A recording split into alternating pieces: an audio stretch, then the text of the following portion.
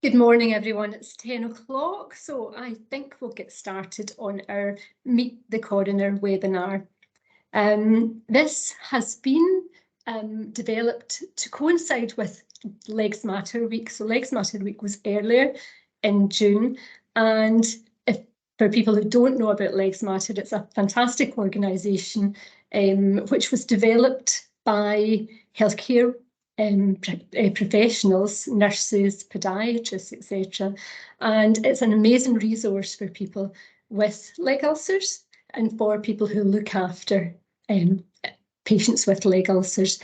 Also for carers, anyone at all who's involved in leg ulcers. So that's why we're having this Coroners Court, which will focus on leg ulcers today. We're going to look at what's in two parts, really. We're going to look at the importance of documentation, first of all, and really guides for you to help make sure that your documentation is the best it possibly can be. And we will allude to that when we go into the Coroners Court element of it. The Coroners Court is much more interactive. We've got polls, we've got discussion, but you can discuss things at any point. And at this point, I'll introduce my other co-presenters. So firstly, my name is Janice Bianchi. I am a tissue viability nurse advisor with Coloplast, but I've also worked kind of most of my nursing career both in clinical practice with leg ulcer patients and then working in education and currently at Glasgow Caledonian University.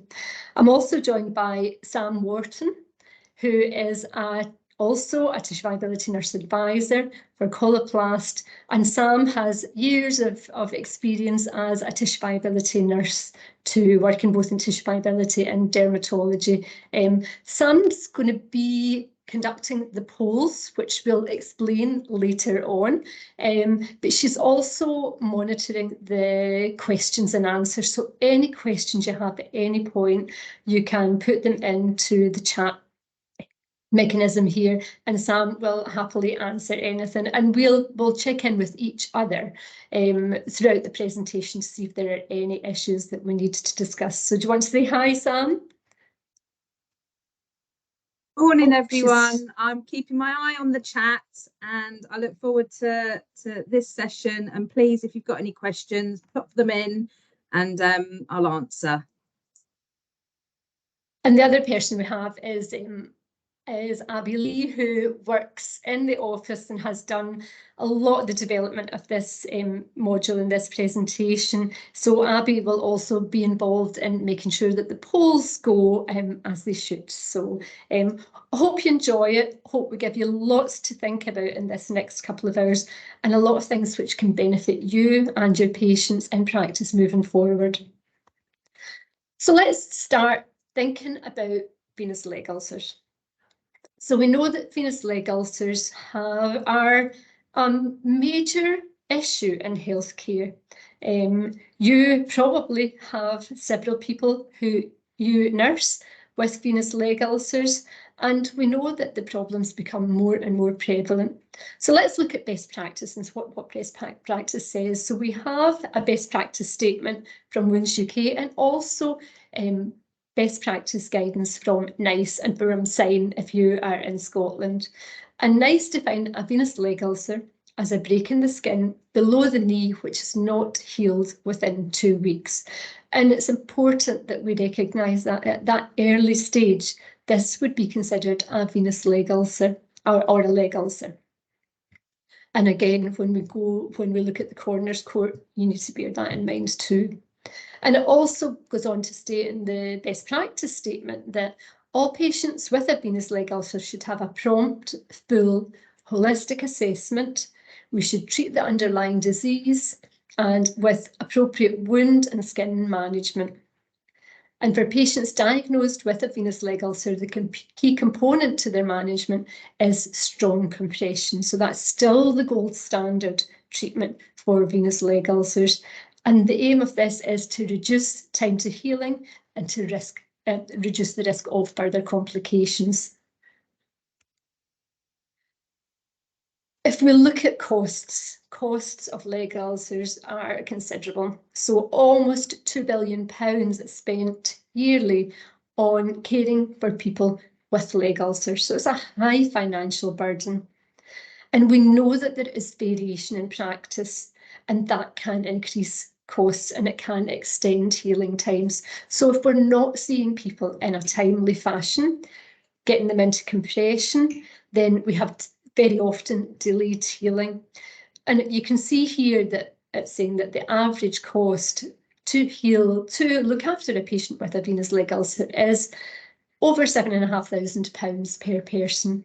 But if that wound remains unhealed, we're almost doubling the price yearly for someone who we're caring for with a venous leg ulcer. So huge costs associated with this.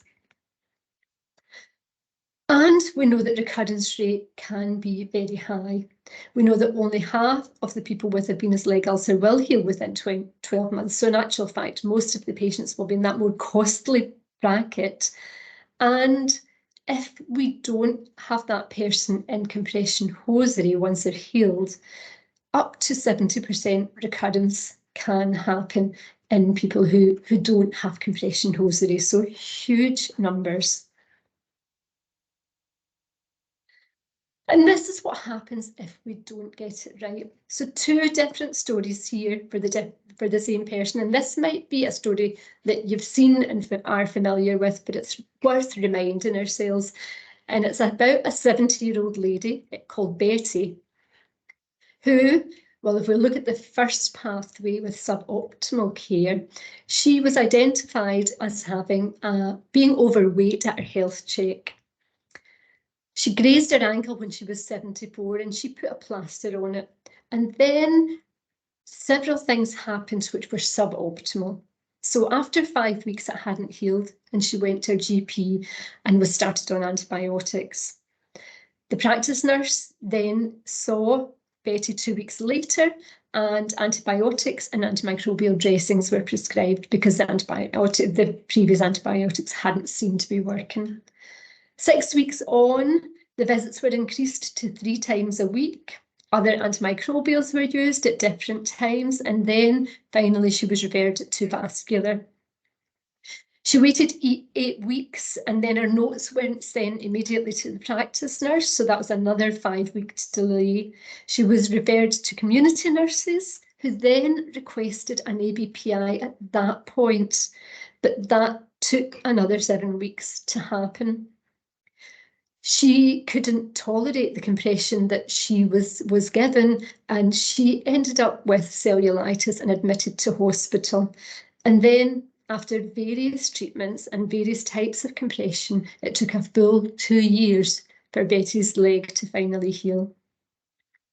And then if we look at the optimal pathway, and this is what we hope we can do for all of our patients. So again, at 70, when Betty had her health check, the practitioner noticed that compression therapy at that point might be helpful for her because she had a bit of swelling in her ankles. She grazed her ankle at the age of 74, same story again, but she was immediately put onto a lower leg pathway. She was seen by the practice nurse, had a full assessment, including her Doppler ABPI. She went into compression, and after 5 weeks of into compression, and after 5 weeks of treatment, her ulcer healed. She continues to wear her compression because she knows that it works for her and sees the practitioner, the practice nurse yearly for a limb assessment. So she healed within 6 weeks. That's, for that person, is amazing. But also look at the costs associated. So the cost associated with suboptimal treatment was over £5,500, and the total cost for optimal treatment was £505. So really huge difference in just getting it right. And that's cost to the NHS, but we can't ignore the impact on that person. So for a person with a venous leg ulcer, we know that it has a significant impact on that people's quality of life, personal, social and psychological effects. Some people give up on their hobbies, some people can't work, lots and lots of different challenges. There's potential for significant financial burden for that person. So that could be that they're a person who is in work and can't work at that point in time, but also travelling to and from the clinic or the hospital setting where they're having treatment. There are significant costs involved in that. Pain is a factor which is often underestimated, and pain can be excruciating for people with venous leg ulcers, and it can lead to poor management because we are wary perhaps of applying compression because of pain, but compression will actually ease the pain. There may be an initial period of adjustment, but it should make the pain better, and it's important that we have that dialogue with the person. And we need to accurately assess and ensure that we're given the right treatment at the right time. Other things to think about with the impact on that person: leg ulcers can or may lead to severe disabilities such as amputation. Now, that would more often be seen in someone with arterial or perhaps diabetes, arterial disease or diabetes with an ulcer, but it can happen with any leg ulcer. Extended stays in hospital, recurrent infections, and we heard about that in Betty's story, that she had an infection and that recurred. It can be life-threatening, and the result in the need for surgery means that that person will have prolonged periods of forced immobility, so huge impacts on the individual.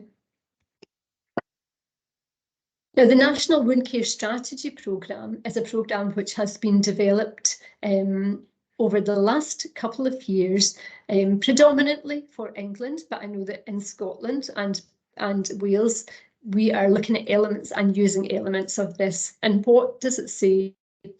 What it says is, for leg wounds, first line mild compression should be applied, providing there are no red flags. That means that when you first see that person with a leg wound, you apply up to 20 millimetres of mercury of pressure, so a liner or 2 liners, for example, if there are no red flags. And the red flags are these things. So a red flag would be acute infection of the leg or the foot, or symptoms of sepsis. Or if the person has acute or chronic limb-threatening ischemia, we wouldn't want to put compression on to that person. If we suspect that the person has an acute DVT, again, it's going to be too painful and there are other treatments that are more important before we initiate compression. Or if we suspect skin cancer. For all of these people, we would be escalating to the appropriate individuals to deal with them. But if we don't have red flags, compression should be applied at up to 20 millimetres of mercury. And then for the person with a leg wound who has had 20 millimetres of mercury of pressure, so a liner applied, we should aim to do a full assessment within 14 days of that original presentation. So that would include their Doppler ABPI, so looking at adequate arterial supply. We would also refer that person for surgical intervention at that point. So this is another change in practice. We know now that endovenous surgery can enhance leg ulcer healing. So the person should be referred to vascular services for consideration for endovenous surgery. And strong compression should be applied at that point. And that's full compression of 40 millimetres of mercury. You monitor at least 4 weekly. And then if there's any change, any deterioration or no significant progress, you would escalate that to the appropriate services. So let's talk a bit about clinical incident reporting. And you've all, I'm quite sure, been involved in having to, unfortunately, do clinical incident reporting. And just a quick look here at the process that happens during that. So the clinical incident, if it happens, and here, again, we're thinking about what we're going to be talking about later, the Coroners Court. So it would be reported on a clinical reporting system, whichever is used in your organisation. A diagnosis would be verified by an appropriate clinician. So that could be a tissue viability nurse in this case, leg ulcer nurse specialist. They would verify the diagnosis. And then a review meeting would be held to discuss the incident and decide on next steps. And lots of people can be involved in that, from district nurses, practice nurses, safeguarding, the chief nurse perhaps, tissue viability, podiatry, whoever is deemed correct to attend that meeting would attend it. And then at this point, duty of candour measures are implemented, and we'll talk a little bit about duty of candour in a few slides. An RCA 10 would be commissioned if it's a level 2 RCA, if that is deemed appropriate. And then the RCA investigation would take place. The patient's records would be reviewed, interviewed, individuals would be interviewed, and the clinicians would all be involved. The clinicians are involved in the case. The next stage is to have the root cause determined and the recommendations made. And finally, lessons learned and shared and the actions to be taken. So that's the process of clinical incident reporting. And these are some of the possible consequences. So if that is seen as defensible or non-defensible nursing practice, the NMC may be involved. There are employment tribunals. There could be civil claims of negligence in some cases. And you may be aware of some of these cases and these unfortunate things that have happened. Disciplinary or capability hearings might take place, a coroner's inquest. It could end up going to a magistrate or Crown Court. There could be a public inquiry, depending on how bad this case is deemed to be, and court of protection. So these are all things that can happen, and that we hope from this presentation we can help you to prevent these things from happening and it getting to this point. And if we think about our accountability as healthcare professionals, as mainly nurses who are listening today, so we know that as a professional, you're personally accountable for actions and decisions in your practice. And we know that we make judgments as nurses in a wide variety of circumstances. We use our professional knowledge and skills to make decisions, along with best evidence in practice and that person's best interests. So it's a complex process, but at the heart of it lies, what's best for that individual in line with best practice. And as nurses and midwives, we need to be able to justify this. We need to be able to justify the decisions we make. And your documentation has to support these decisions that you've made. So important that we're documenting everything that is relevant. And when we talk about duty of candour, this is what it is. So it is a legal requirement, and it has been in England since 2014, and Scotland since 2018, and similar with the other nations of the UK. And it's about openness and honesty when things go wrong. It's about telling the person or their advocate or carer or family member when something has gone wrong. It's about apologising, and it's about offering an opportunity to remedy or support to make matters right, and explaining fully to the person, their advocate, carer or family member, the short and long-term effects of what might have happened. And as you can see here, it's vital that healthcare professionals understand their responsibility to be open and honest with people who use their services, their employees, and also to the NMC. And this helps all of us to understand how and why things went wrong and avoid similar incidents in the future. So it's about preventing future harm. We know that something's gone wrong at this point, but how can we avoid it happening in the future, and apologising to that individual when something has gone wrong. You do end up having to be a witness or an expert at a coroner's court. The coroner's jurisdiction is this: it's limited to determining who the deceased was, so it is always when someone has died, how and when and where they came by their death. So that's what the coroner must do. And when this death is suspected to have been either sudden, with unknown cause, or violent or unnatural, the coroner decides whether to hold a post-mortem examination and, if necessary, an inquest. So that's the role of the coroner in the coroner's court. And they can have two different things. So they can have, as far as inquests are concerned, a pre-inquest hearing and then the coroner's inquest. So in the pre-inquest hearing, a full inquest can't be held within days of the death. And the coroner will open the inquest at a short hearing called this pre-inquest review. And the coroner will decide how long the inquest is likely to last, whether a jury will be needed or whether any other hearings are needed. So that's the role of this PRI.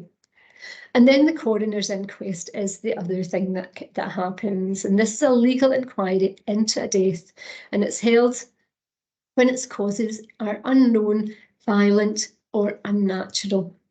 The coroner's inquest is held in public, so any one of us can go in and listen to a coroner's court. And it determines the cause of death and is usually held without a jury. So if you are asked to attend a coroner's court, your duty to the court and the coroner are that they expect you to answer their questions as accurately as possible under oath. It's not about blame. It's not about apportioning blame. Your records, so your clinical notes, are valuable to support you in answering the coroner's questions. And you'll see that as we go through the videos that we will show you of the coroner's court.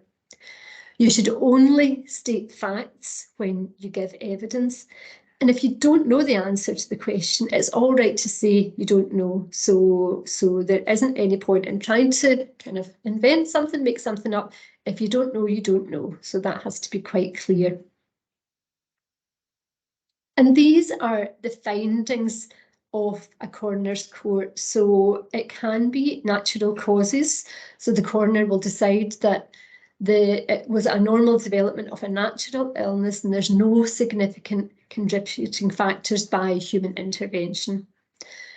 Accidental death or death by misadventure is where the cause of death was unnatural but not unlawful, and the deceased has taken a deliberate action that has resulted in their death.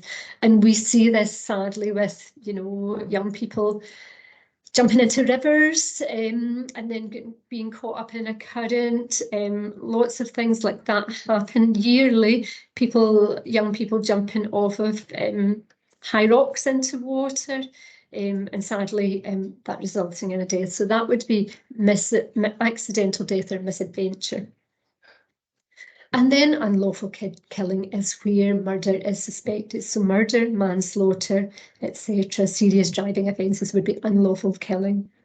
Suicide is kind of self-explanatory, but when that person has decided to take their own life in a conscious way.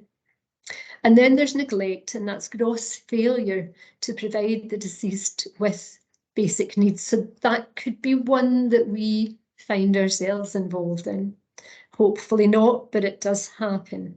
And then narrative, and that narrative means that the coroner sets out the circumstances of the death in a detailed way based on the evidence that they have heard in the hearing.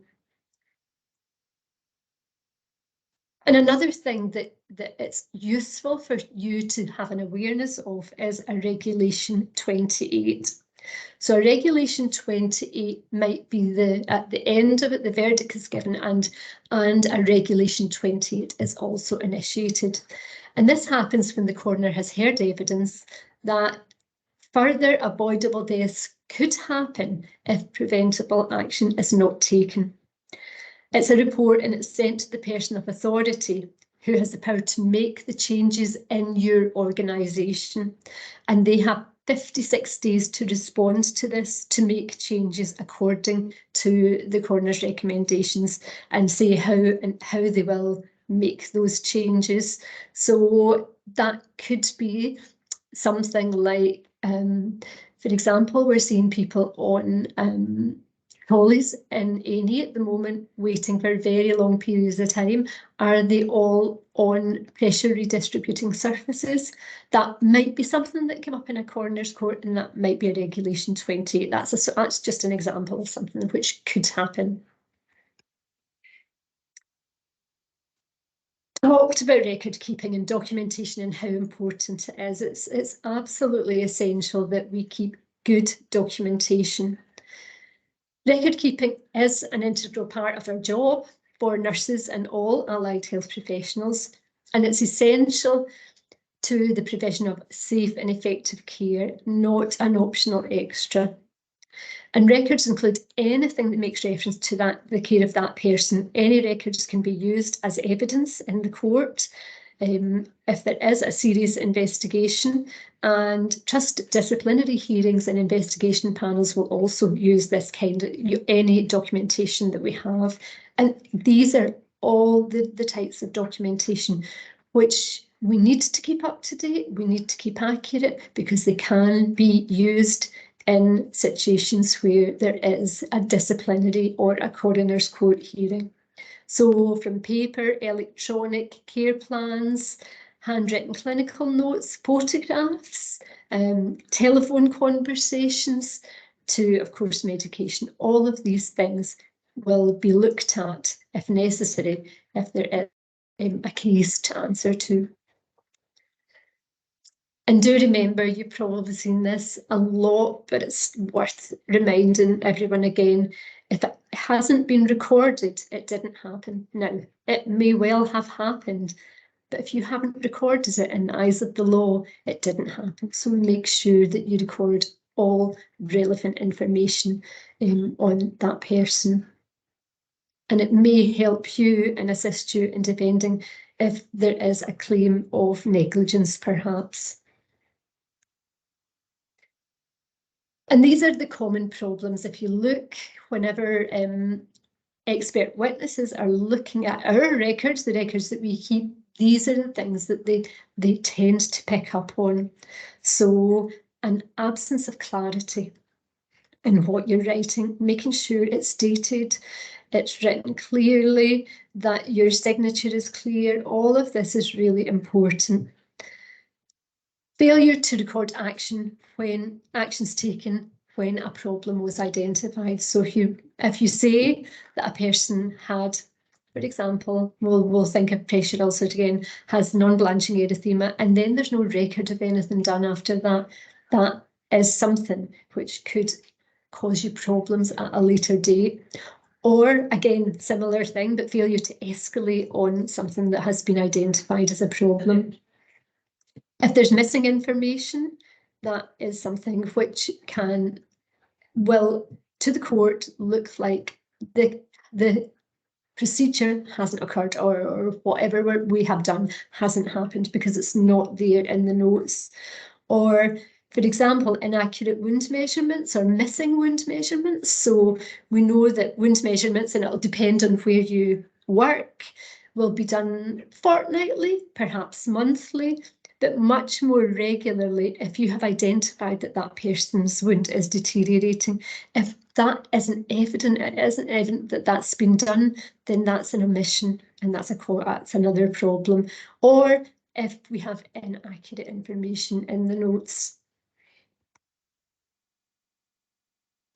And these are some of the things that could be written in notes, and you'll have seen them written in notes. This frequently happens, but for a wound which is producing exudate, to say leaking plus or plus, it doesn't give us enough information telling us if that is what quality of exudate. Is there maceration to the surrounding skin? How does the wound look like? Much more information is needed. Dressing as planned, I think that you don't have to say any more on that, but that tells us nothing at all. The ulcer's deteriorating. So, okay, you've recognised that the ulcer's deteriorating. How did you recognise that? Was it because it was measured and it's getting bigger? And what actions are taken? Caregiving as plan is another very common one and just isn't good enough. It's not, we need much more information. Compression applied, what type of compression? Where was it applied? You know, that could be compression applied to an arm. We just make assumptions that people will understand, and it's easily done, but it's something we have to make sure we're getting better at. Or compression declined. So why? Why did the person not want compression, and what further advice did you give them? So these are the kind of things that will enhance this information. But these will also help. So just 3 little words which make it much more accurate and mean that the person who is next looking at that patient will have a clear idea. So wound to the leg on the left medial malleolus gives all the information you need on exactly where that wound is. Antimicrobial applied to manage bacterial burden. Was that wound infected? Was it locally infected? Why? What does to manage bacterial burden mean? Skin was vulnerable.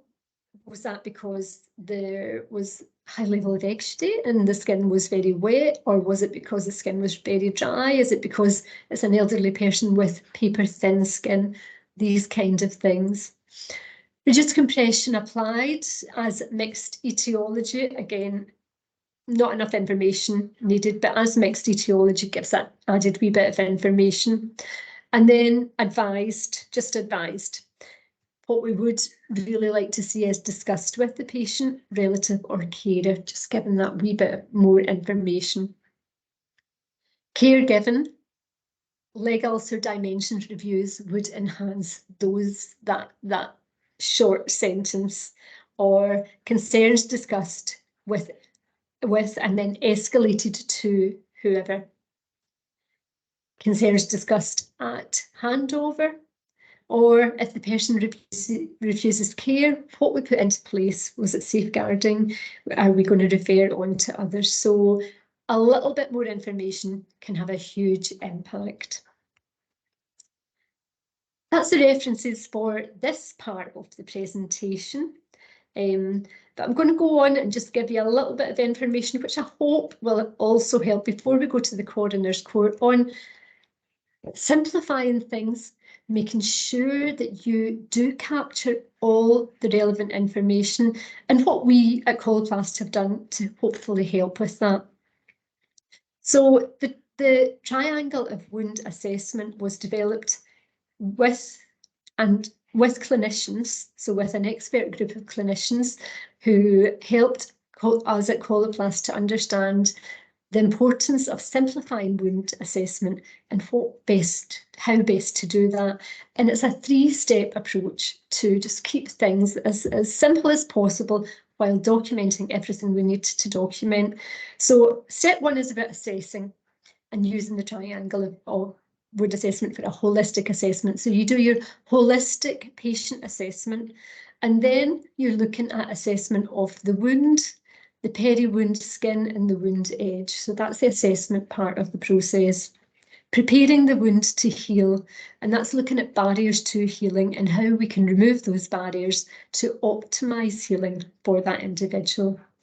And once we have prepared the wound, treating the wound using an appropriate dressing to enhance the wound healing process, along with other treatments. So in this case, when we're talking about leg ulcers, we would be thinking about compression as well. So hopefully this looks to you like something that you can use. You may already be using it, but the aim at the heart of it is to simplify things and make your busy lives a wee bit easier. And along with this, Coloplast have developed a leg ulcer pathway. Now, this is one example of it. They've developed many, many pathways, but we can change these to work in your area. But this one follows the patient with a leg ulcer who has either a normal venous leg ulcer and goes into compression, or has to be referred on to specialist areas. And you can see as you follow the pathway, it guides you on what the decision-making process is. And again, something to help you to simplify the whole process. And that was used in this case, as you can see here. So this was a young woman, only 33, who developed an insect bite on her leg, which ended up with this very large wound. So she had no comorbidities, but the wound was producing a lot of exudate, and at that point in time, it looked as if it could be locally infected. And low level of compression was applied in accordance with guidelines at that point. So that you can see the wound on day one. It's quite a significant wound on her leg, producing a lot of exudate. So as far as assessing that wound, the management goals were to create an optimum environment for healing, to prepare the wound bed, the wound edge, and the peri-wound skin, to remove non-viable tissue, to manage exudate, to manage the bacterial burden. So we thought there was a high the people working with this lady thought there was a high bacterial burden, to protect the granulation tissue which is there, and also to protect the surrounding skin. So the wound was prepared with all-prep pad, and you can see at day 14 there's already quite a significant difference. The treatment, I should say, was biotin AG on this wound. So day 14, the wound is looking pretty good. The wound bed looks much, much healthier. There's less exudate. So the results of this were that the wound was completely healed, as you can see in the picture here, by day 28, and the patient then went into stockings. Patient was then off the caseload and able to self-care because she was a young woman and probably just wanted to get on with her life and really didn't need any other intervention because she'd been provided with the education and support by the nurses to look after her legs. And finally, the nurses who looked after this lady said the all-prep pad and biotin AG used in combination for a short period of 2 weeks helped to prepare the wound for healing, reducing the bacterial load and treating infection and biofilm. And that's what we want, isn't it? We want to see our patients healing quickly. And that's just, for that young woman, that must have been amazing to go from having the wound on day 1 significantly impacting on her life to day 20 to be able to get on with her life again. That's the outcome that we all want. So at this point, we're going to go on to the second part of the presentation. I will just check in with Sam to see if there were any questions during that first session. Sam, was there anything at all? Hi, Janice. Mostly just about the presentation and the slides. So following this recording, a link will be sent out so you can have access to the presentation. The slides won't be set out as a separate document, but you'll obviously have the recording. There was one question just asking about whether you can actually identify the colleagues you've escalated problems to. And yes, within your clinical notes, you can either identify the role of the clinician you've escalated or highlighted issues with, or by job title or their name. So yeah, that was one question. I think we've got a hand up as well now from Josephine. Do you want to come off mic, Josephine, and talk?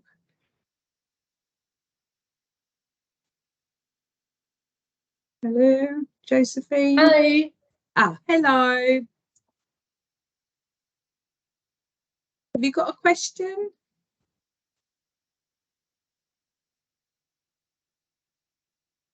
No.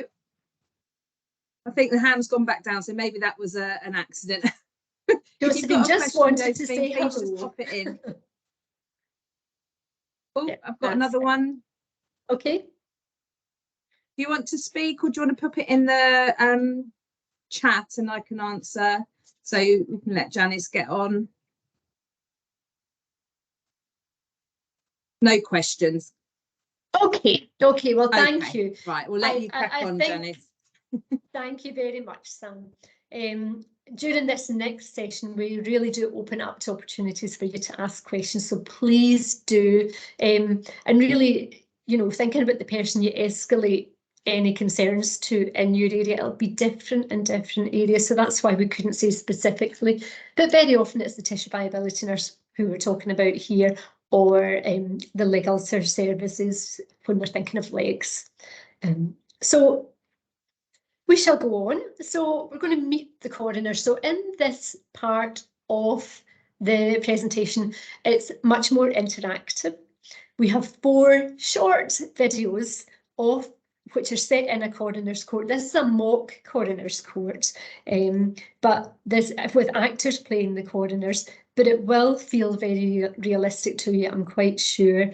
And the actors are playing the nursing staff too, and the medical staff. So after each video, we'll have a poll to check your thoughts out on it, and then we'll have a few questions that we hope will get people sort of thinking, and you know, that will be a bit more lively for you. So let's get started with this. So meet the coroner.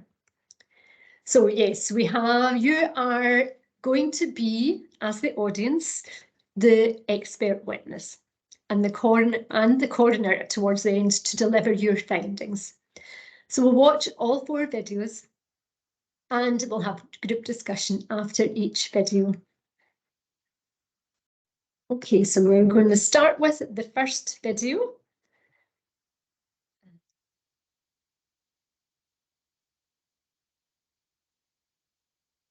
I'm resuming the inquest this morning into the death of Elizabeth Mary Black, which was initially opened on the 27th of June 2021.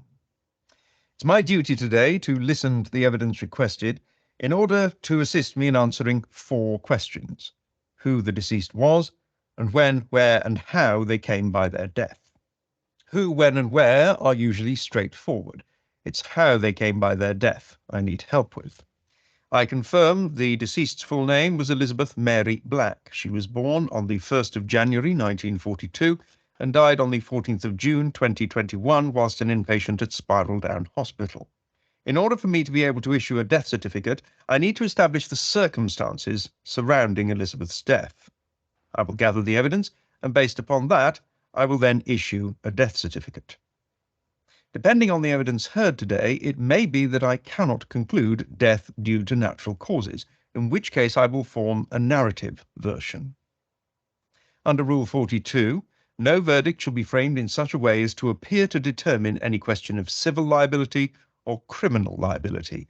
That is for the courts to decide. Based on the witness statements I've received to date, I have decided not to have a jury for this case. I may have to reverse that decision should evidence come to light today that suggests a jury may be required. To assist me today, I have called upon witnesses. Elizabeth was 79 years old. She had a medical history which included hypertension, atrial fibrillation, type 2 diabetes mellitus, rheumatoid arthritis, and varicose veins. We've heard from the pathologist, who established the cause of death to be 1A, sepsis, 1B, cardiac failure, 2A, type 2 diabetes mellitus. The sequence of events started with a skin tear to Elizabeth's leg, which became infected, and sepsis then developed, requiring the limb to be amputated. Following this, further infection set in the surgical wound site, and Elizabeth never recovered from the surgery. We will hear from witnesses today to answer questions relating to the care and management of the wound in order to determine whether the wound sepsis leading to cardiac failure could have been prevented. Can I please call Ms. Brown to the stand? Can you please confirm your name and current employment? My name is Ms. Brown, and I'm the clinical manager at Boot Hill Nursing Home. Were you involved in the care of Elizabeth, and in what capacity? Yes, I was, as a community nurse at that time. Can you explain to the court your experience and role? I am a registered nurse, and I had been working in the community for about 6 months, caring for Elizabeth. Prior to that, I had worked on the care of the elderly ward since qualifying last year. What kind of things do you deal with as a community nurse? We see patients who need injections, end-of-life care, pressure ulcer prevention and management, and lots of wound dressings. Can you describe your involvement in the care of Elizabeth? Elizabeth was referred to us by her GP to dress a wound to her left leg. She had caught her leg on a chair, which had caused a small skin tear. I saw Elizabeth the day after her doctor had visited and was concerned about a lot of leg swelling. The wound was quite small and I thought it would heal quite quickly, so I just applied a traditional adhesive dressing to her leg. That was on the Monday.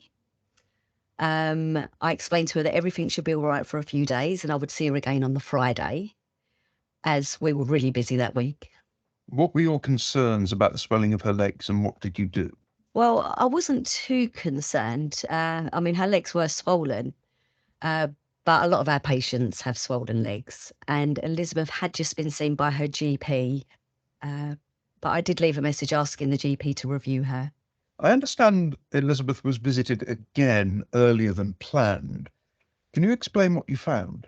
Well, I visited on the Thursday, as Elizabeth's son had rung our office and requested an urgent visit. And I was really shocked when I saw Elizabeth. Both her legs were now swollen and leaking, and her son had wrapped some towels around them. And when I took the adhesive dressing off, her skin came away with it, as her skin was so delicate. The wound was now much bigger, and her other leg was also leaking. What did you do? I called the team leader, as I wasn't sure what I could do. And she told me to use a soft silicone foam dressing and to bandage her legs from toe to knee in a wool bandage and a crepe bandage until she could arrange an assessment. What happened next? Well, I was sent in to change Elizabeth's dressings regularly over the next few weeks, and I just continued with the silicone foam and the wool and the crepe bandage. I think for about 2 months or more, there wasn't much change. But some days they were quite smelly with more leakage, and some days they just looked worse than others. We kept taking wound swabs, and she had been on a lot of antibiotics, but she often didn't take them as they gave her diarrhea. I don't think she was going to bed, and I don't really think she did what she was told. What did you do to encourage Elizabeth to go to bed? I couldn't really do anything, as I can't make her. But she said she could get comfortable enough in her armchair with her feet on a little stool, although sometimes this made her heels feel sore. Eventually, the team leader was able to visit, and she did a Doppler and put some compression bandages on Elizabeth. At first, I couldn't do this as I needed training. So there was a course which I attended so I could carry on seeing Elizabeth to bandage her legs. I thought I'd developed a good relationship with Elizabeth, so I was pleased I could continue to see her. How did you feel her wounds were progressing? Well, the wounds were getting a lot better, but Elizabeth was non-concordant and she kept trying to take the bandages off so she could get her shoes on or pushing them down. On one occasion, a previous nurse had bandaged from further back on Elizabeth's foot, so there was no bandages around the forefoot. I did the same, but by then her foot was so swollen she couldn't get her shoes on anyway. And as the wound was nearly healed, I decided to leave the bandages off altogether. I thought this would give the wound a chance to dry up and to heal properly. And I just continued with the foam dressing as Elizabeth was really unhappy. Did Elizabeth's legs deteriorate? Yes, they did, and ever so quickly. I panicked and I called the tissue viability nurse myself. The TVN came out and checked Elizabeth's Dopplers again and agreed that she needed compression bandages. And she talked to Elizabeth for a long time about how to rest her legs properly and the importance of proper bed rest, but also plenty of exercise and good nutrition. And she started her in strong compression. I couldn't believe how quickly Elizabeth's legs started to improve again. Unfortunately, though, she developed another infection. And this time she was admitted to hospital. And when she came home, her legs were open and leaking everywhere. The skin on her legs was raw. I don't know why they stopped using the bandages, so I just continued with the foam dressing, the woolen crepe. She also now had a pressure ulcer on her left heel, which she said she was admitted with, but I'm sure she never had any pressure ulcers when she went in. In the end, she was admitted again as she quickly developed another infection, but this time when she came home, she had her compression bandages on and she was on insulin. Did her wounds start to heal again? Well, at first they did, but then after about 2 weeks, I thought I could see a small bit of bone or tendon showing in the wound, but I wasn't sure. The wound was smelly again, and so I took another wound swab, even though one had been taken the week before. And I'd said that I would visit again in 2 days. The next day I spoke to the team leader, who requested another visit from the tissue viability nurse. Why did you not document that you could see bone or tendon in the wound in your records? I wasn't sure what it was I could see. But when I went back, it was obviously tendon with about 10 centimetres showing. So I rang the doctor, and the receptionist said she was unable to visit and she would ring me back. And when she rang back, she told me the doctor had prescribed antibiotics. But I was so worried, I went to see Dr. Porter myself. And when she eventually agreed to meet me and she saw the leg, she admitted Elizabeth straight away, as she suspected sepsis. Thank you. I have no further questions.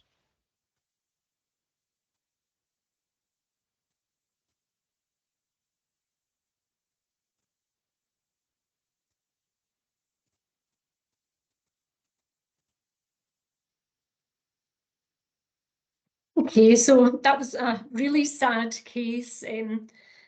But I'm sure already you're thinking of what we previously talked about in documentation, omissions, escalating, a lot of things that didn't happen that should have happened. But we're going to, at this point, have a poll.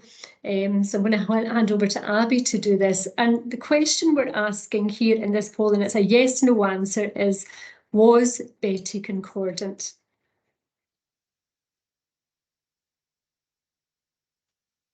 People are just answering, Janice. So it looks Okay. like no's popular at the minute. Still just moving up.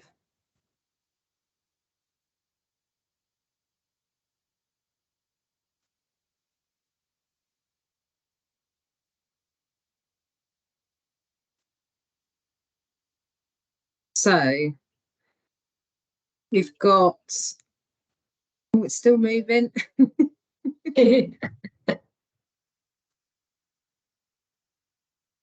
So I think we're sort of getting there now. So it's saying 80% are saying no.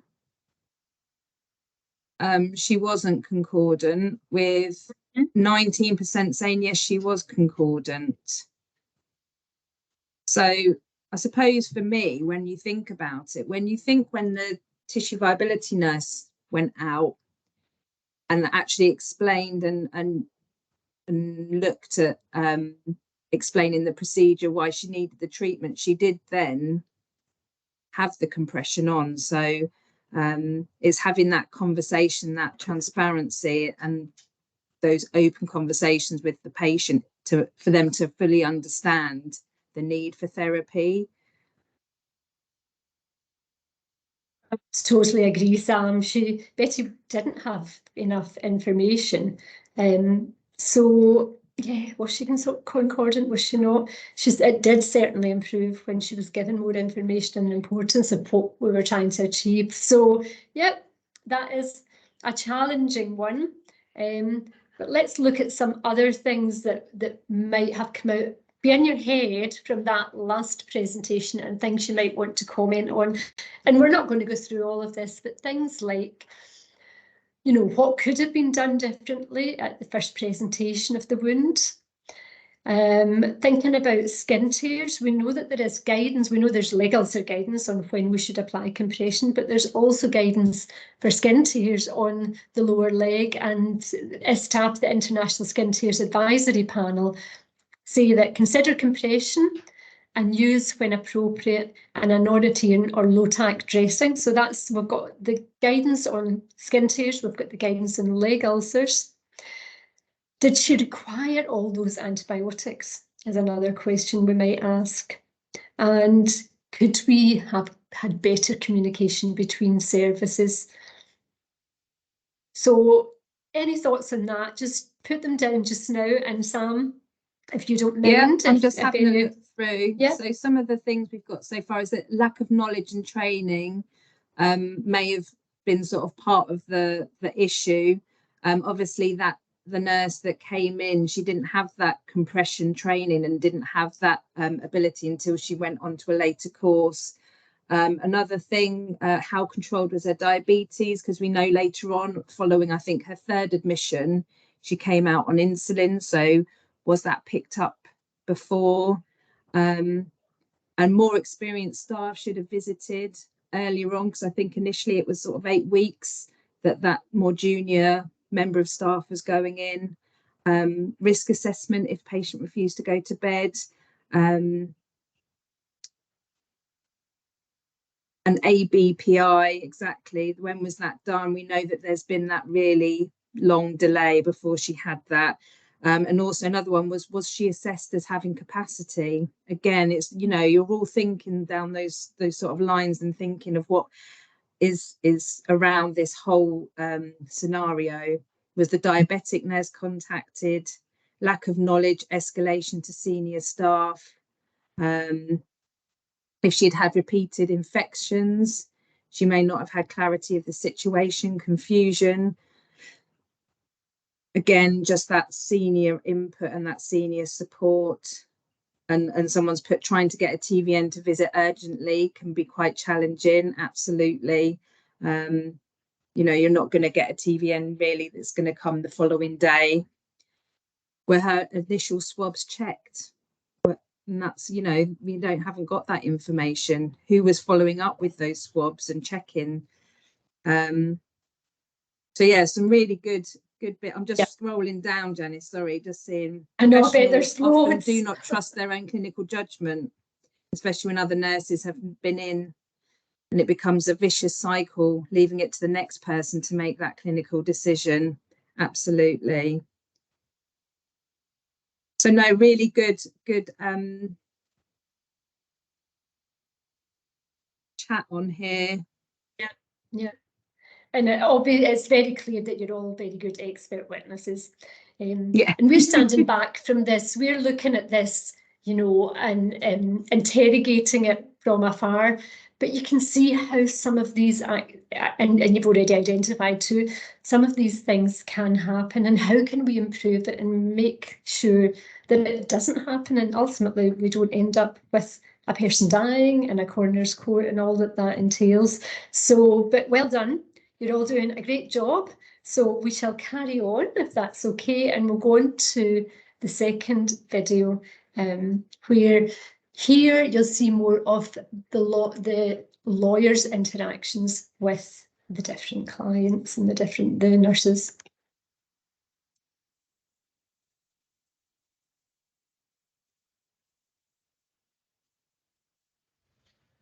I now invite Mrs. Smith, representing Community Services, if she has any questions.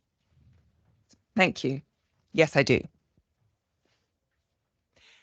Am I correct in thinking that the community nursing team you were working in was under a lot of pressure at this time due to sickness and the taking over of another patch? Yes, it was terrible. I was missing my lunch breaks and working late every day. There's only so much you can do with 20 or more visits a day. Did you keep measurements of the wound and report them to your team leader? Yes, as much as possible, but I knew how busy the team leader was, and she didn't always have the time to listen to me. Would you say that you had developed a good relationship with Elizabeth? Oh yes, but she could be quite naughty and non-concordant at times. But we mainly had a laugh about it. No further questions, Your Honour. Ms. Best, representing Dr. Porter, the general practitioner, do you have any questions? Yes, thank you. I noticed you took several wound swabs. Did you ever discuss these with the doctor? Not directly, but I rang and spoke to the receptionist. Why is it that I cannot see any evidence of this? Did you record it anywhere? No, I expected the receptionist would record this information in her records. Did you not consider it important to record your conversation? Well, not really, as the doctor wouldn't see it in our records, would she? No further questions for this witness, sir. Thank you, Ms. Brown. You can stand down. I'd like to call to the stand our second witness, Dr. Porter. Can you please confirm your name and current employment? My name is Dr. Porter and I'm the lead GP at the Sunnyside Surgery. Were you Elizabeth's named GP? Yes. How many times did you see Elizabeth between November 2020 and June 2021? Twice. Once when she first injured her leg, and then again in June when the community nurse alerted me to the deterioration and I had Elizabeth admitted to hospital. She was also seen earlier in the year by the practice nurse for disease monitoring. Would you say it was normal for a GP not to visit more frequently for someone with a wound of this nature? Yes, I would say that's normal. I would expect the nurse to take the lead in wound management. Would you have been aware of the risks and the deterioration of the wound? As I said, I would expect the nurse to keep me updated if there are any problems. Clearly, the nurses tried to contact you. Please don't interrupt the court. You'll get your chance to ask questions later.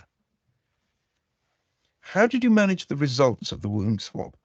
I would have only acted on the results if the nurse had contacted me. Did you know that the nurse contacted you after the swab was taken at the beginning of June when she was concerned that the wound was swelling? I can't answer that question. I have no details of that conversation, so I have no evidence that it ever took place.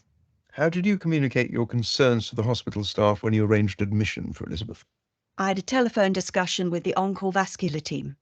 And was it your impression that Elizabeth would be admitted straight to the vascular ward? I presumed, possibly. Well, I suppose I couldn't be sure, as I don't know how this would be dealt with in acute. Thank you. I have no further questions. Ms. Best, any questions? I don't have any questions. Mrs. Smith, do you have any questions? Yes, I do. Dr. Porter, why did you not visit when the nurse first rang you? Well, I would have been in surgery at the time. I said I would prescribe antibiotics, and I did speak with the nurse as she was very insistent. And I did actually visit at the end of my surgery. Is it common that there is a failure to record telephone conversations? I can only presume that the receptionist was too busy to record all calls, but she was adamant that no one called about Elizabeth. Do you think that you might start getting the reception staff to record all telephone conversations? I object to this line of questioning, sir. I agree. Please move on, Mrs. Smith. What did you think when you saw the wound? I was very concerned and I arranged for urgent hospital admission. Why did you not write a letter to go with the patient? I had discussed Elizabeth on the telephone with the on-call vascular team. I didn't think a letter was necessary. I had very little time and I expected the wound to be looked at straight away. I have no further questions for this witness. Thank you, Dr. Porter. You can stand down.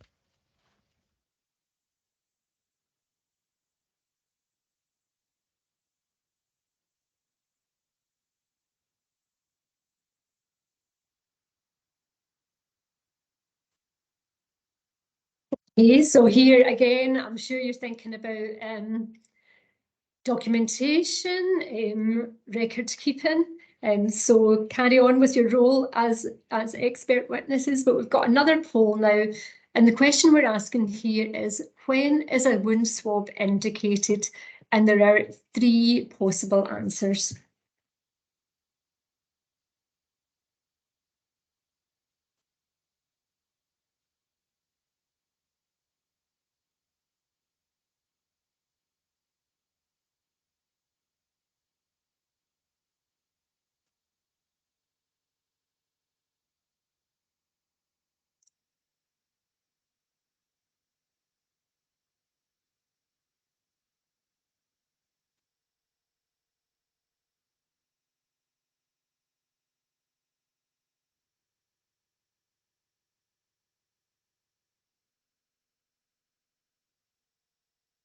How's it going, Sam? Yeah, it's going. I'm just waiting. They're still responding. So it's looking no like if problem. the wound is locally infected, is coming out about 67%, about 30% if the wound is not progressing, and 3% unsure. So it looks like if the wound is locally infected is the highest percent. And I think also it's of note what your local policies and guidelines are within your clinical trust. So I think that's about But Vinny, okay, more yeah, absolutely. Look at your local guidelines. But yeah, certainly if the wound is locally infected, we would be considering taking a swab. So from what everyone's saying. So let's have a look at some questions now, back to that second video. And these are some of the questions I want you to think about and put your answers or anything you've got to say at all in the chat. So why did the solicitor representing the community nurse ask the questions she asked? And equally, why did the solicitor representing the GP ask the questions that she asked? The nurse talked about workforce and, you know, having 20 visits, which is a lot of work. How does that impact on the priority of care for patients and also on handovers to senior colleagues? Because she did mention that, you know, her senior colleague was very busy, which we would all absolutely appreciate. But is there something there that in this situation that the lawyers could pick out? She was seen by a practice nurse for disease monitoring, Betty, but what could have been done at these reviews to possibly prevent her going along this pathway? And think back to the story that we told of the optimal and suboptimal care in the first presentation. And do you document all contacts with other professionals?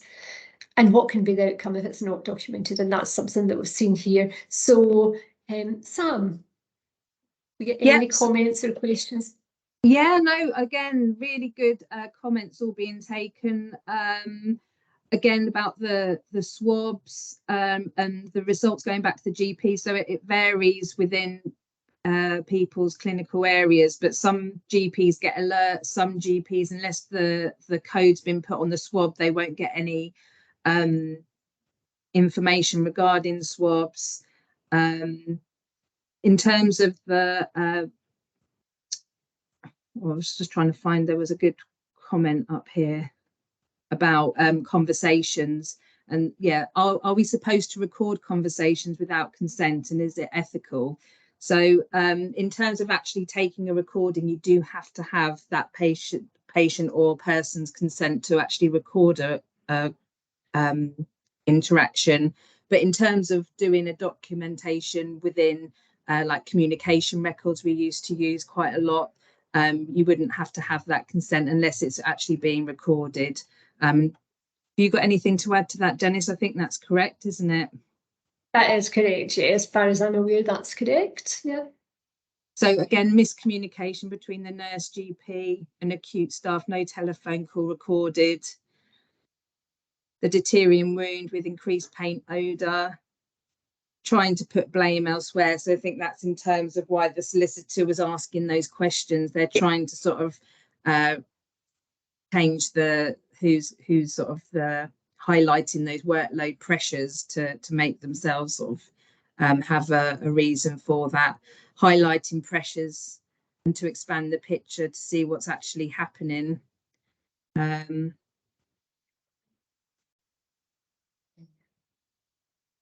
Sorry, again, well done, just Sam. reading I bet through. that's so many comments. You're all doing so well.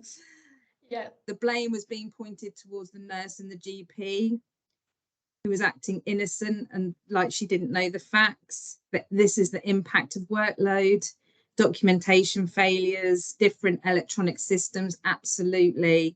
I think we were all aware of those systems that don't talk to each other, and we're forever not getting that full picture. No day text for the concerns.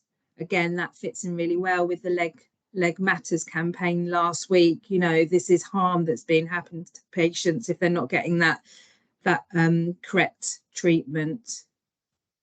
Practice nurses don't necessarily have skills with compression. Lack of follow-up by the nurses. Is there evidence of new scores? So, you know, you're all really sort of thinking really around the subject and the video. So it's really good. Instead of conversations, we should send emails. So obviously, I'm sure, as we all do, those sort of emails trails are really useful to document evidence. The swab result was both GP and nurse's responsibility. GP should act on the result with appropriate care, and nurse should be checking for results to chase up appropriate care. Highlights the importance of documenting. Need once again for MDTs in challenging and complex cases such as these. And I think we used to be really good at doing our MDTs, but I think it's just that workload, workforce pressures that are really causing the issues, and that lack of communication sometimes. Yes, document all conversations, what was said and done. Risk assessments need staffing situations. Practice nurse should be following a pathway. Nobody took charge to get to the problem. It was a blame game, which should never have happened. This is a never event. Yeah, so I mean, I could carry on for days, Janice, but that's an overview of what we've got so far. That is brilliant, and it just, yeah, you're picking up on the salient points here, that we have huge pressures, but we still have to get it right, and we have to make sure that the right person is looking after that individual. And I think, going back to Lex Matter, the fact that we're talking about compression hosiery now being first line for people with an uncomplicated leg ulcer, it eliminates the having to learn how to apply a compression bandage. So although we have all these challenges, things are being done to help support. So don't lose faith in everything. You know, these things are happening, and it should help us all moving forward. But let's carry on with you guys as your excellent expert witnesses. So we'll look at the third video now, and then after that we'll see what your thoughts are on this one.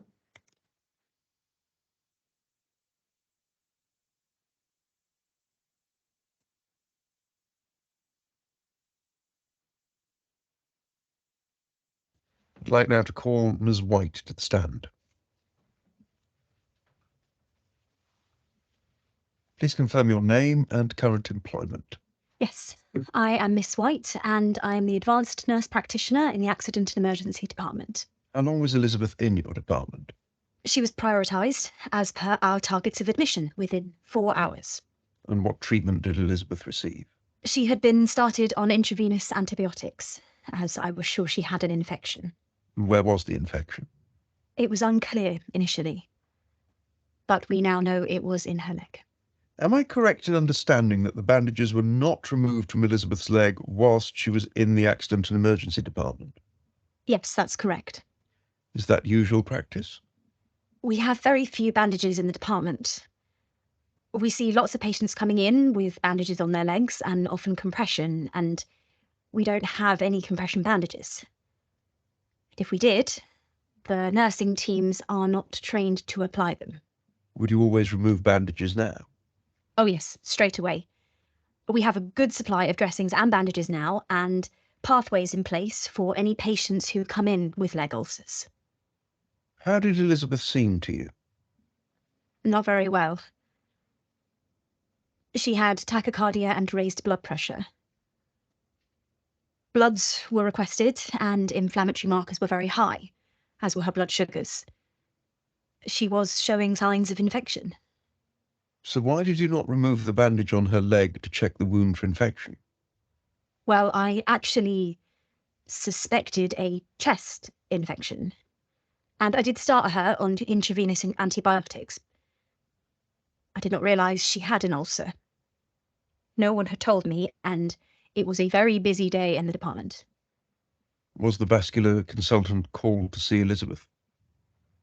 No, I arranged for Elizabeth to be admitted to the medical ward. Were you aware that Elizabeth's GP had spoken to the on-call vascular registrar? No, I was not made aware of that call. Thank you. I have no further questions. Mrs. Smith, any questions for this witness? No, sir, I do not have any questions for this witness. Ms. Best, do you have any questions for this witness? Yes, if I may. What I cannot understand is how this lady came through the accident and emergency department without anyone looking at her wound. Could you shed any light on this? We are not wound care experts and have little experience of treating ulcers in A&E, but we have since had some training on wounds and leg ulcers from our tissue viability team. Perhaps you may make more of an effort next time. Please think carefully about your line of questioning. This is not helpful to the court. Do you have any further questions? I apologise. I have no further questions for this witness. Thank you. Thank you, Ms. White. You can stand down.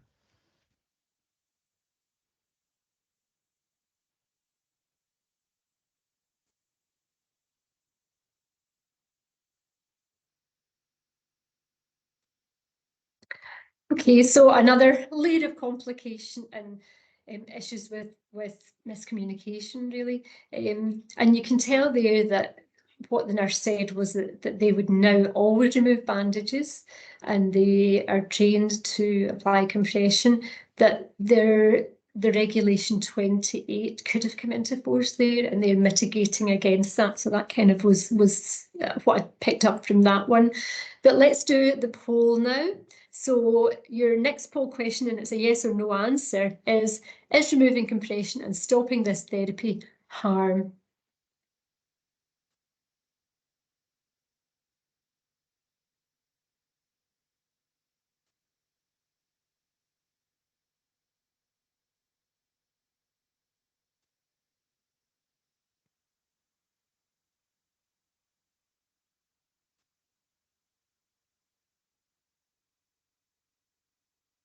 So it's still moving up, Janice. It's looking like Okay. 68% no, 32% yes. Still moving.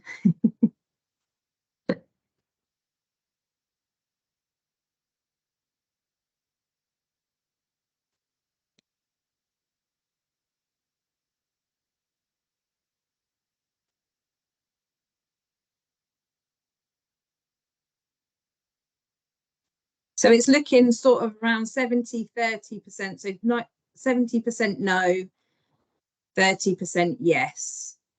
Okay. Okay. So are your thoughts on that one, Sam? Oh, sorry, Janice. Say that again. No, carry on. I was just going to say, what are your thoughts on that? Well, my thoughts are, obviously, you need to be able to remove that compression to do that full holistic assessment. If you haven't got the skills to reapply it, then you could end up doing more harm if you reapplied it inappropriately. And I suppose for me, it's the length of time that compression therapy is removed for. If it's within a stay in an A&E department and a retention bandage put on, but if it's removed for a complete stay of a patient that's maybe in hospital for, say, a month, then actually there should be opportunities for that to be put back on, because it is a therapy, it is a treatment that's needed.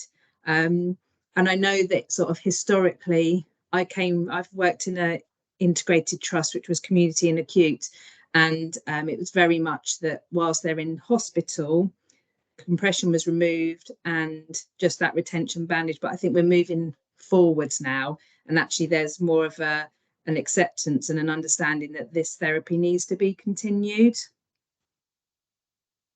Yeah, I totally agree, Sam. And I guess in this case, the compression was left on and it shouldn't have been. In other cases, it may be that it's appropriate to leave the compression on, but when you know that someone has an infection and you don't actually know the source and they've got compression therapy on, really, well, we now know, obviously, from this sad case that should have happened.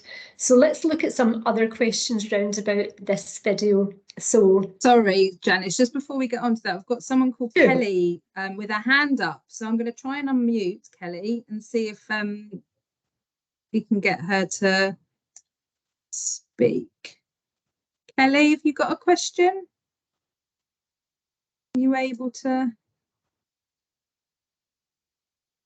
It's more an observation. I feel when you go into especially acute settings, there's a on-call specialist available for every area, but not necessarily for when it becomes to wounds care. Like obviously a urologist, a vascular, but obviously they don't deem, and I think it is a lack of understanding. Yeah, I think that's a really good point, Kelly.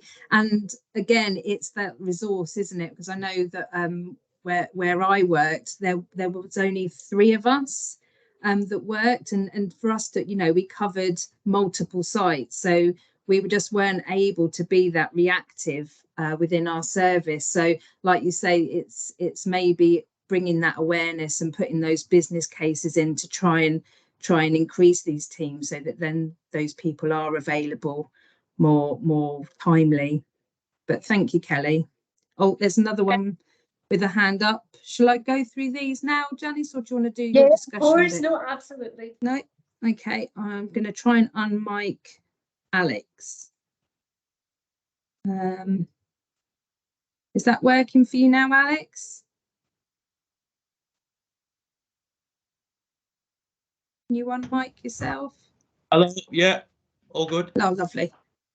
Hello, so I had a patient of mine that was in compression in the community. Then she was admitted to the hospital, to the acute, and I received a referral from them, already knowing that patient, requesting that I review the in hospital. But because I already done so, and she was in compression, and I knew that the trust didn't do compression in the hospital, so I had to make a care plan for retention bandages. So Yeah. in the part of the world that I work with, most of the acute trusts, they don't do compression. Yeah, I think that's very common in most trusts. You may have sort of I don't know, a small handful of TVNs that are able to provide some compression, or some wards that are more trained up and have specific staff that are able to do compression. But I think that's quite common, and that's good that you've got that communication there to be able to help and support the acute trust with a basic dressing and retention, but you know, it's still that communication, and I think it will get better. I think it, you know, the tide is turning. I think legs and are becoming more awareness, and we know we need to be doing more when they are in the acute trusts. But thank you, Alex. Thank you. I think that's it. So Janice, if you just want to go through. Yeah, just a little on that matter though. You know, when we think about legs, the National Wound Care Strategy Programme saying that up to 20 millimetres of mercury if there are no red flags, we apply anti-embolus stockings in hospital. We can apply these kind of liners. So I agree with Sam. I think things will change. I think it'll take time, but I think we should see improvements in people's care in hospital when we no longer have to rely perhaps on compression bandaging just quite so much. But let's go into this discussion number on the third video. So these are the questions. So what was the impact of the GP not sending a letter with the person, with that lady, into accident and emergency? Why? Well, we've kind of talked a little bit about why the dressings were not removed, but you might want to answer, you might want to ask or have some suggestions on that as well. And why then is it important to change that practice? How can a TVN assist in A&E department? So maybe you work in A&E and you might want to answer this one. That would be really useful and helpful for everybody. And whose responsibility is it to remove the dressings from that person's leg? Was it the nurse, the healthcare assistant, the doctor? So any thoughts on these questions? And I'll hand over to Sam again. Yeah, so I'm just going to start going through some of the comments that are made. So lack of education, training, knowledge, no bandage removed. This was more harmful than not seeing the wound. The wound needed to be assessed. There was no proper history taking. You need assessment before starting treatment. Not removing to check wounds may be detrimental if removed for a long period of time. And someone said something about maybe a wound passport is something worth looking into. I think I've seen some throughout my time in tissue viability. I think they're a great idea, but it's just making sure we get that consistency, ensuring that the passports are up to date, etc.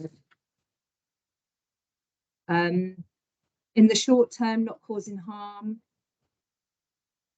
You need to be able to assess the wound visually.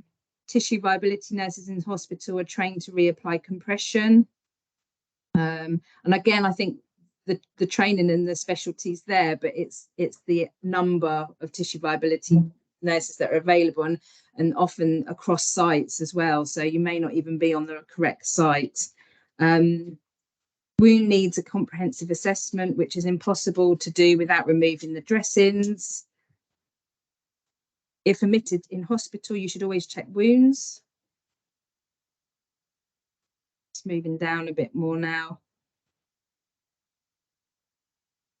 Could maybe have access to TVNs as they had input with the lady previously. So again, it's those systems. If we had systems that spoke to each other a bit more, maybe that would highlight that there'd already been that TVN involvement. But often the acute IT systems don't interact with the community systems. The clinical infection outweighed the need for compression at that time. I healed ulcers for 21 years, went into hospital where they threw away the wraps and he came out with bilateral ulcers again. Oh, what a shame. But unfortunately, I think this is sometimes what happens. And it's that knowledge again, isn't it? In the hospital, we would always remove them. However, now I'm working in the community, it's very frustrating.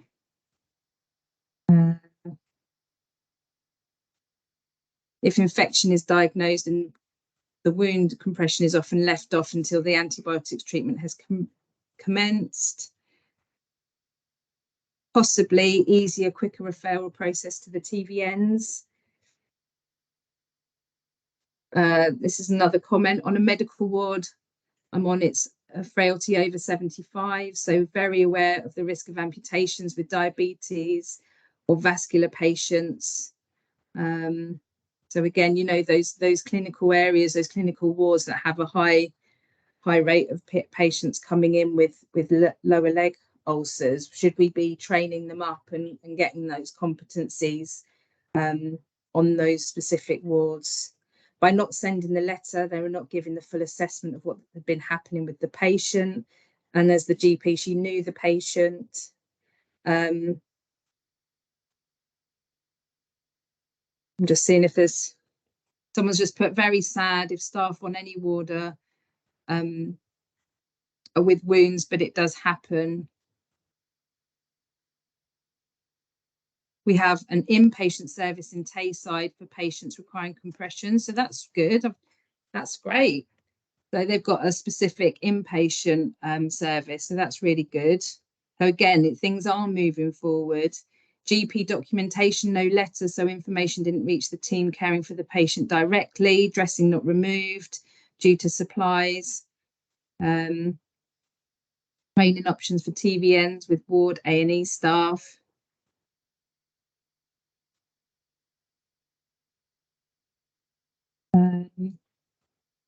Sorry, I'm just quickly scanning it, Janice. Yeah. But you get the hardest job. Interacting so well. Chest infection suspected and antibiotics prescribed. But again, nobody checked the leg. Each area in hospital should have a compression champion and have at least one champion on each shift to be safe. That would be lovely. So that'd be brilliant. I think I'll leave it there, otherwise we'll carry on.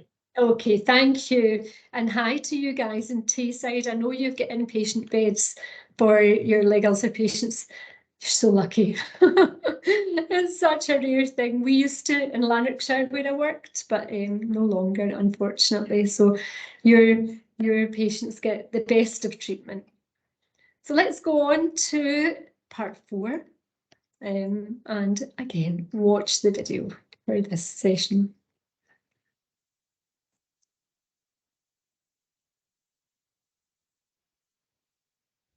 Can I call Nurse Spears to the stand?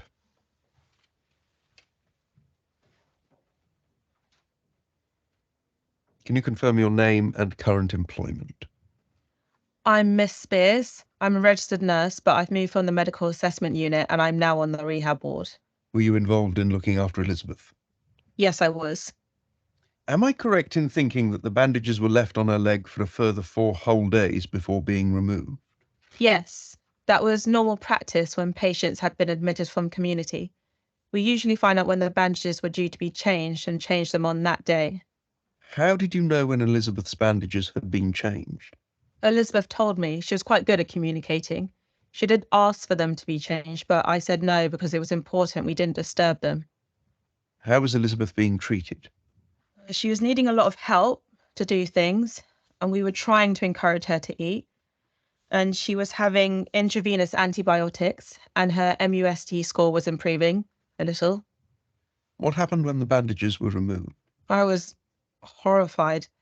Her leg looked like it was rotting. I'd never seen anything like it. So I called the doctor, who called the vascular consultant, and she was moved to the vascular unit. And I understand she had an amputation the next day. She was very poorly after surgery and had an infection in the stump wound. She was on critical care, and I believe she died 2 weeks after surgery. Thank you. Mrs. Smith, any questions? Yes, thank you. Miss Spears, would you always ring the community nurses to discuss the bandaging? Not really. I'm not sure we need to. We are the people looking after her in hospital. You told the court that you would ask the community nurse when the bandages needed changing, but it would appear that on this occasion you did not do so. Why was that? Well, Elizabeth could tell me when the bandages were changed, which was on the day she was admitted, so I thought they'd be all right for a few days. What if Elizabeth couldn't communicate with you? Elizabeth's son also says she had her bandages changed when she came in. No further questions, sir. Ms. Best, any questions? Yes. Miss Spears, if a person is admitted to hospital with a wound, surely as part of their care, you should assess the wound. I suppose you could say that. Are you agreeing with me then? Well, yes and no. I can see your point, but hospital policy is to leave bandages in place until discussed with the community nurse managing the care. Was the management plan discussed with the community nurse? I'm not 100% sure. I didn't talk to them, so I don't know if anyone contacted them. There is no evidence that the ward staff contacted the community nurses at all. Thank you, Mrs. Smith. Can I remind you not to interrupt, and then perhaps this expert witness can answer the question. Was there any documentation in her records? I'm not sure. I'd have to consult the records. Well, go ahead then.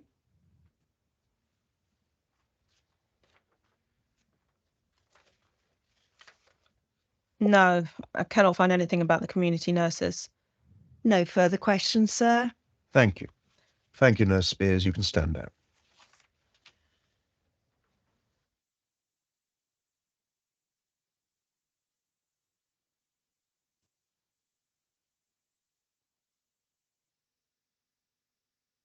Okay, so the poll this time is, whose responsibility was it to care for the wounds while the patient was being cared for in the acute setting? And you've got 4 different options.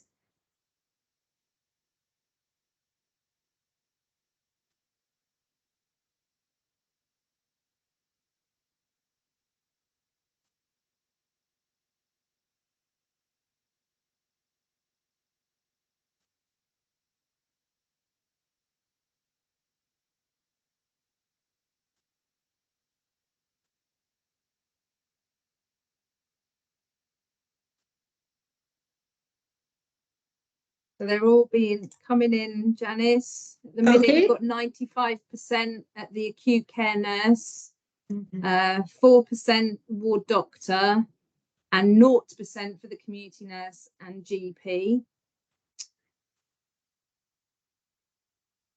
So resounding acute care nurse's responsibility. Okay. So Any and then thoughts on someone that, just put a comment underneath saying the team, it's the acute nurses and the doctors. Yeah, that's a fair point. Any thoughts on that, Sam?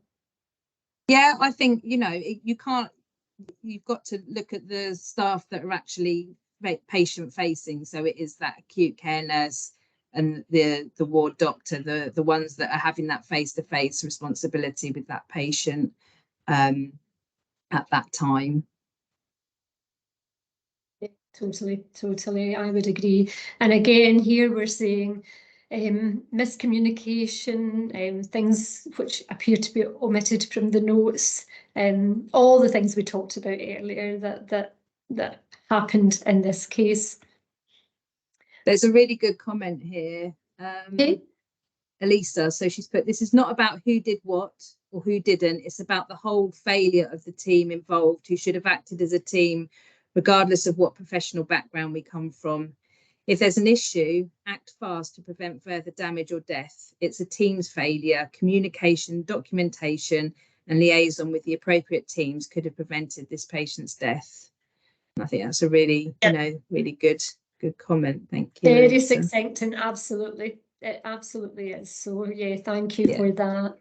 And it's not that blame, it's not that pointing at one clinician. You know, I think throughout all this scenario, it's about just highlighting where things have been missed.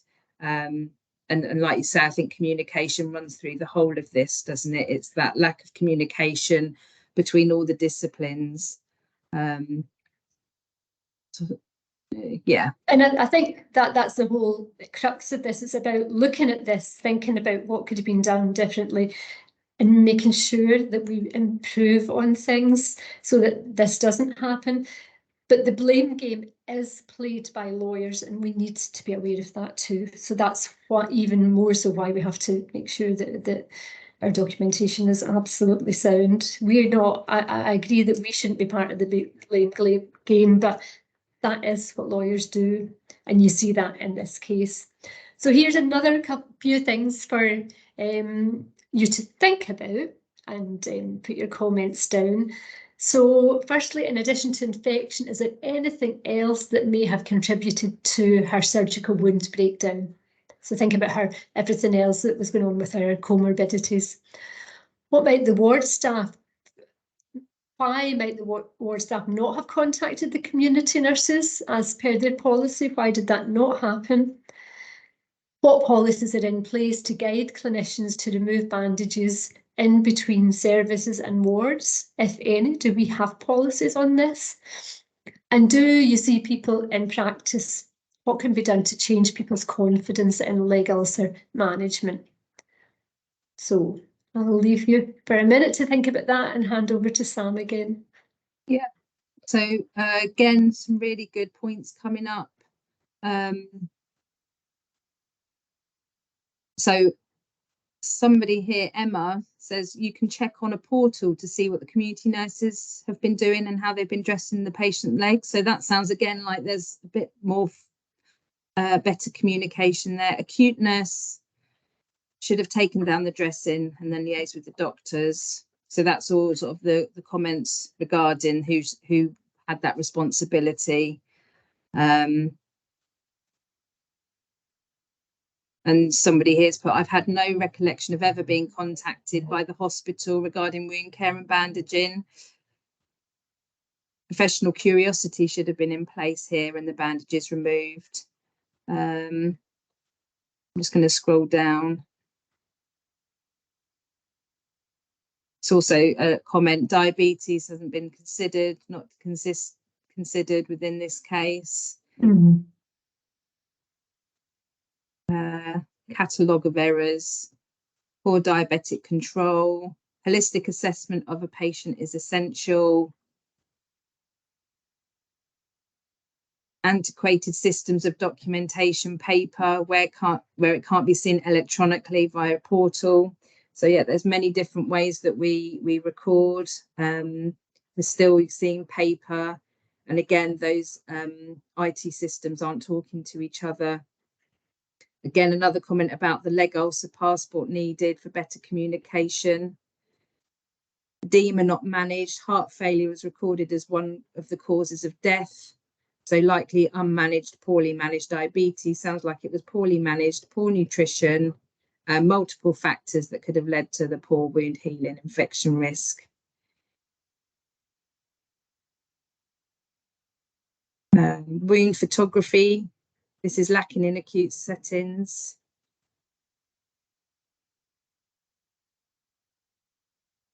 Overall, lack of understanding with venous leg ulcer and treatment of them. There is also that lack of communication on as part of the MDT, which has contributed to the poor care. It comes down to the fact that a lot of staff don't take wound and skin care conditions seriously. The skin is our main barrier to infection. Once broken, the patient is at risk. We offer training and the problem is poor engagement, as wound care isn't taken seriously and it's not their job.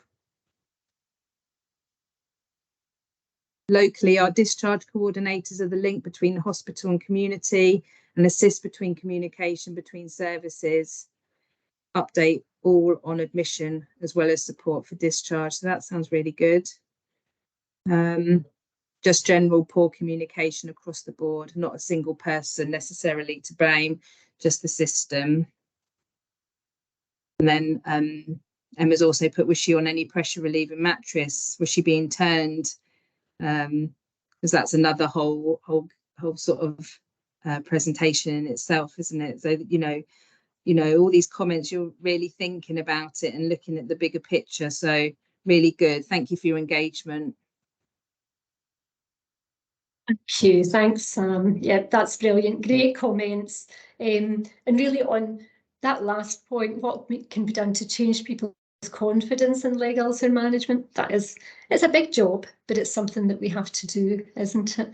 And I mentioned Legs Matter at the start of this presentation. That's a really good starting point to look on, if you've not, on Legs Matter, to tell your colleagues about it. Our patients, their carers, everyone, so that people have a bit more knowledge on how we should be approaching the management of leg ulcers. So now, and thank you very much for all of that. That was brilliant discussion, really, really helpful, and you really picked up on all the points that were spoken about within the case. So it's now over to you. A final poll. Now you are being the coroner. This is your decision. So you're going to decide on the verdict and the conclusions. And as you can see, it gives you've got all the different possibilities from natural causes, accidental death, etc. So please vote now.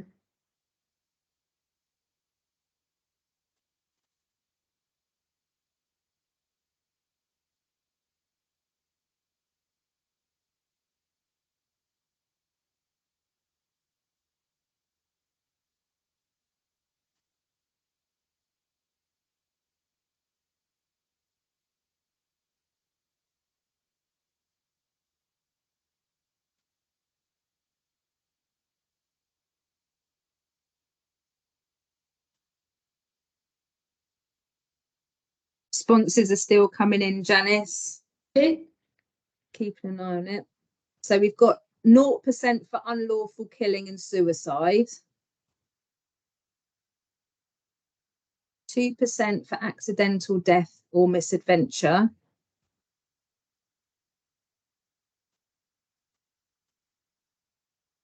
4% for natural causes. So the highest is actually 65% are saying neglect, 22% are saying regulation 28, narrative is 4%. It's not changing much around that. So neglect coming out at the highest at 65%, and then regulation 28 at 22%, and then the narrative at 4%. Actually, in this case, narrative would have been the verdict. So there you go. But it's interesting, isn't it, to see what we think of this, because it wasn't any particular incident. It was that whole story, that terrible story, that ultimately led to Betty's death. So yeah, that would have been the verdict in it. So for the, I think also, sorry, Janice, I think also because when they were doing the questioning, when they were questioning and they were saying what they put in place. So, for example, the A&E staff, they'd put in procedures in place to mitigate that risk for future. If they had potentially hadn't have done that and it's shown what interventions they put in place, then it may have been a regulation 28 because this could have happened again. But that again, that's when we look at the videos, you can see why the questioning is sometimes the way it is, because they want to highlight what interventions and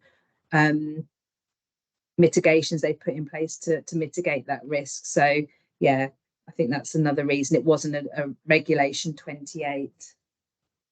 any thoughts or comments from you guys on that? So I would choose neglect, but I reckon they will have a narrative as the outcome.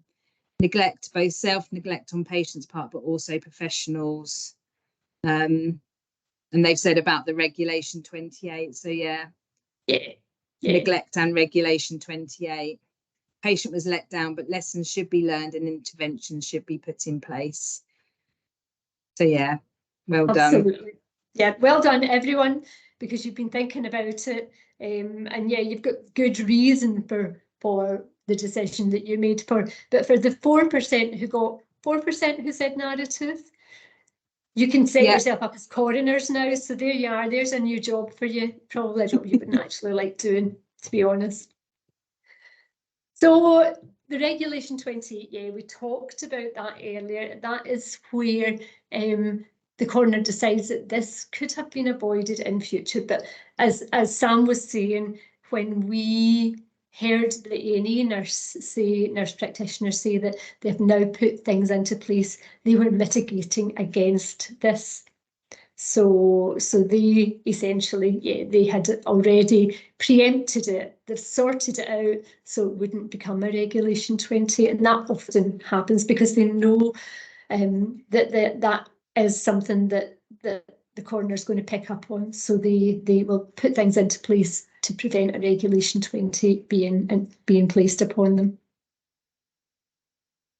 That's us. Finished, folks.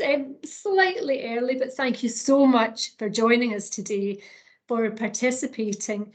It does give all of us loads and loads of food for thought. It's concerning. It raises everybody's awareness, I guess. But really, at the end of the day, what we were aiming to do was to help you to keep your patients safe and keep yourself safe. So hopefully we have done that. It'd be really interesting to see what your feedback is for today's event. So if you can scan the QR code or follow the link below and give us your feedback, that would be very much appreciated. Thank you very much for attending today.